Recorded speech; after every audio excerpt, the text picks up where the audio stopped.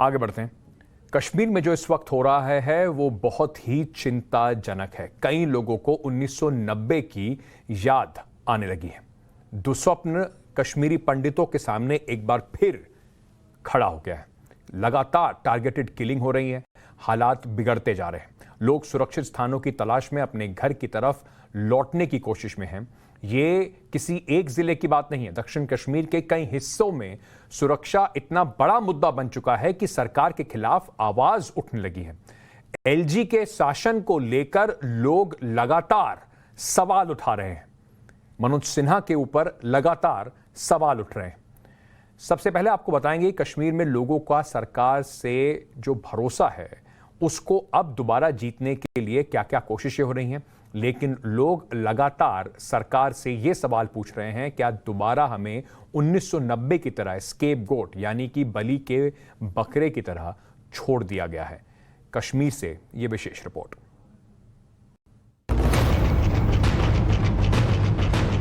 कश्मीर में target terror की कहानी हर दिन पहले से ज्यादा खूनी होती जा रही है। इसका अंदाजा पिछले कुछ दिनों में आई तस्वीर से लगाया जा सकता है। यह घाटी में टारगेट किलिंग की सबसे खौफनाक तस्वीर है। फिल्मी स्टाइल में बेखौफ आतंकी बैंक के अंदर दाखिल हुआ। एक बार उसने बाहर की तरफ देखा, फिर सामने कुर्सी पर बैठे बैंक मैनेजर विजय कुमार पर पिस्टल तानकर उन्हें गोलियों से भून दिया। राजस्थान के रहने वाले विजय कुमार ने अस्पताल में ही दम तोड़ दिया।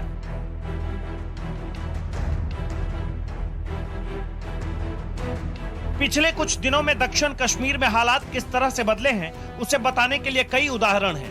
बस लिस्ट पर नजर डालिए और जानिए कि कश्मीर के हालात ठीक होने के तमाम दावों के बीच सच है क्या।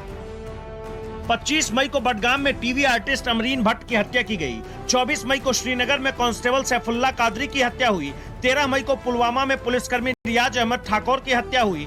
12 मई को बडगाम में राहुल भट्ट की हत्या हुई। 13 अप्रैल को कुलगाम में कश्मीरी हिंदू सतीश सिंह की हत्या हुई। 4 अप्रैल को शोपिया में बालकृष्ण भट्ट की हत्या हुई। एक के बाद एक हत्या के बाद हालात काफी तेजी से कश्मीर में बिगड़ते जा रहे हैं। लोगों के मन में एक सवाल बार बार आ रहा है कि सुरक्षा की गारंटी कौन लेगा, वो चाहे अमरीन भट्ट की बात हो या फिर स्थानीय पुलिस वालों की या फिर देश के किसी राज्य से नौकरी करने पहुंचा कोई सरकारी कर्मचारी हो। इसलिए लोगों का पलायन में विश्वास बढ़ता जा रहा है। वजह क्या थी कि सरकार की तरफ से तो आपको काफी एश्योरेंसेस मिल रहे थे, तो क्या वजह थी कि आप छोड़ के आगे? सर, वहाँ पे काम करना इतना मुश्किल नहीं है इंसान के लिए, लेकिन जो वहाँ के लोग हैं, जैसे कि कुछ लोग जो वहाँ के लोकल्स हैं वो आपके लिए अच्छे हैं, बट आप ये भरोसा नहीं कर सकते हैं कि पीठ पीछे आके आपको कोई भी गोली मार के वहाँ से जा सकता है। आपने इतने अभी हालात देख लिए हैं। पहले तो ऐसा होता था कि सड़कों पे मारा जाता था, आज का टाइम ऐसा हो गया कि ऑफिस के अंदर घुस के मारा जा रहा है। मैं खुद रेवेन्यू डिपार्टमेंट में हूँ और आप खुद देख रहे हैं कि तहसील के अंदर घुस के राहुल जी को गोली मारी गई है, वो भी मजिस्ट्रेट के सामने। तो हम वहाँ पर अपनी कैसे एश्योरेंस ले सकते हैं गवर्नमेंट से कि हमें गोली नहीं मारी जाएगी कल को। विजय कुमार के कत्ल की जिम्मेदारी केएफएफ यानी कश्मीर फ्रीडम फाइटर्स नाम के आतंकी संगठन ने ली। साथ ही उसने गीदड़ भभकी भी दी कि कश्मीर की डेमोग्राफी नहीं बदलने देंगे, डेमोग्राफी बदलने का यही अंजाम होगा। कश्मीर में एक के बाद एक टारगेट किलिंग का अंजाम यह हुआ कि अब घाटी में पीएम पैकेज के तहत काम करने वाले कर्मचारी अपने घर छोड़ने लगे हैं और जम्मू जाने की तैयारी कर रहे हैं, लेकिन सुरक्षा बल के जवान उन्हें रोक रहे हैं। हम लोग श्रीनगर से निकल चुके हैं, पलायन कर चुके हैं। हमारे बहुत सारे भाई लोग हैं।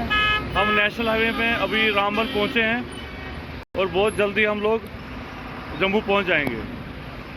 हाँ, ये देखिए हमारे साथ हमारे भाई लोग हैं, बहुत सारे लोग हैं हमारे साथ जो कश्मीर से पलायन कर चुके हैं और जम्मू की तरफ रवाना हो गए हैं। प्रदर्शन की यह तस्वीर कश्मीर के अनंतनाग की है, जहां लोग सड़कों पर बैठकर सरकार के खिलाफ आवाज उठा रहे हैं। हाथों में पोस्टर लेकर और तेज नारों से संदेश देने की कोशिश है कि हालात को जल्द से ठीक कर दिया जाए। हालांकि प्रशासन ने कश्मीरी पंडितों के घर के बाहर सुरक्षा बढ़ा तो दी है, लेकिन अभी भी लोगों को सरकार पर भरोसा ही नहीं है। हालात का अंदाजा इस कहानी के जरिए समझिए। कितना आपके लिए कितना मुश्किल था इन दिनों कश्मीर में जब आप रह रहे थे, ये एटमॉस्फेयर हो रहा था, लगातार मारे जा रहे थे लोग, तो आपके लिए कितना मुश्किल? मुझे रात भर नींद नहीं आती थी। बाहर बाजार निकलती थी, कुछ सब्जी लेने या कुछ लेने में बिंदी उठाती थी, फिर अंदर आती थी, फिर लगाती थी। मगर जो हमारे मतलब मकान वाले थे वो बहुत अच्छे थे, उनको उनकी तरफ से कोई ऑब्जेक्शन नहीं थी। वो आज भी बोल रहे थे आप बैठो इधर ही, आप मत जाओ। मगर हमें एक चीज़ था कि जो बाहर गोलियां चल रही थी वो तो हम नहीं कह सकते थे कब आए हमारे, कोई कब नहीं, क्योंकि हमें बाहर जाना था, सब्जी लेनी थी, दूध लेना था, बच्चे को ड्यूटी जाना था। जब ये ड्यूटी जाता था हम इसको 1000 बार फ़ोन करते थे जब तक ये घर आता था। फिर जब ये घर आता था फिर हमारे को ठनक पड़ती थी, ना ये घर आ गया अब टेंशन नहीं है। 32 साल पहले भी आप लोगों ने घर बार छोड़ा, आज फिर से आप घर बार छोड़ के आए हैं, लेकिन एक खुशी भी आपको कि एटलीस्ट आप यहाँ आके बिंदी तो लगा सकते हैं। हाँ हाँ, ये तो है, कम से कम अपने इससे मतलब जी सकते हैं, खुल के जी सकते हैं। वहाँ तो खुल के जी नहीं सकते, और बाजार भी जाना है लिमिट में।